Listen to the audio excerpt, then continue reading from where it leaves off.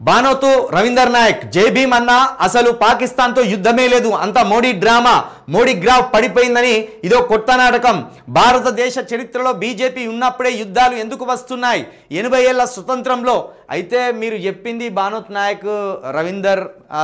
100కు 100% యుద్ధం లేదు బొంగు లేదు యుద్ధ వాతావరణాన్ని సృష్టించి ఇడిచిపెట్టిండు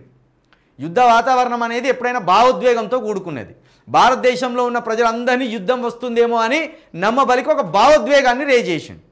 కానీ అది కాస్త ఆయనకు రివర్స్కి వచ్చింది యుద్ధం ఏదని ఇప్పుడు మోడీ గారిని గల్లబట్టుకొని అడుగుతున్నారు పహల్గామ్లో తప్పించకపోయినా 7 ఉగ్రవాదులు ఎక్కడా అసలు నువ్వు పాకిస్తాన్ స్థావరాలను కూల్చివేసినావు అంటున్నావు కదా దానికి ఆధారాలు ఏంది నువ్వు నిజంగా సర్జికల్ స్ట్రైక్ చేసి యుద్ధం అని నమ్మిస్తానవేంది అసలు ఎంతమంది ఉగ్రవాదులను చంపినావని తిరిగి ఈ ప్రజలే మోడీ గారిని గల్లబట్టి అడిగేదాకా వచ్చే వరకు వాళ్ళకు సలజంటలు పుట్టినాయి కాబట్టి ఎప్పుడు కానీ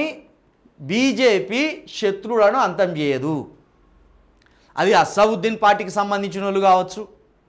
లేదా పాకిస్తాన్కి సంబంధించిన ఉగ్రవాదులు కావచ్చు వాళ్ళను అంతం చేయదు ఎందుకంటే శత్రువు అనేటోడు ఉంటేనే వాడు మన శత్రువు అని చూపించి మన ఓట్లను రాబట్టుకుంటుంది బీజేపీ పార్టీ అందుకే పాత బస్తీలో ఉగ్రవాదులు ఉన్నా పట్టుకోరు వాళ్ళు పాత బస్తీ నుండి మత మార్పిళ్లకు సంబంధించి ఒక ఆపరేషన్ చేస్తున్నా పట్టుకోరు వాళ్ళు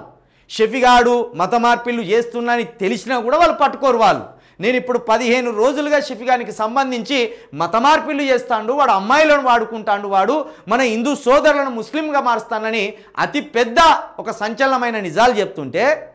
ఎక్కడ ఒక ఆపరేషన్ కూడా మొదలు పెట్టలేదా షఫీగాన్ చుట్టూ ఇప్పుడు నిన్న నుండాలి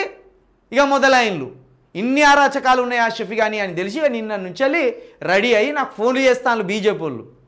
ప్రవీణ్ అన్న మేము కూడా కలిసి వస్తాం మీతోటి ఆ ఆపరేషన్ చేద్దాం షఫీగాని మీద వాడిని దొరకబడదాం వానికి ఎంతమంది పెళ్ళాలు ఉన్నారో దొరకబడదాం వాడి ఎన్ని దిక్కుల అమ్మాయిలను చేర్చిండో దొరకబడదాం వాళ్ళు ఎంతమంది దగ్గర నుంచి డబ్బులు కాజేస్తాను దొరకబడదాం అని నిన్న నుంచి ఫోన్ చేస్తాను కాబట్టి బీజేపీ శత్రువును బతికిస్తుంది శత్రువును బతికించి శత్రువు ద్వారా లాభం పొందాలని చూస్తుంది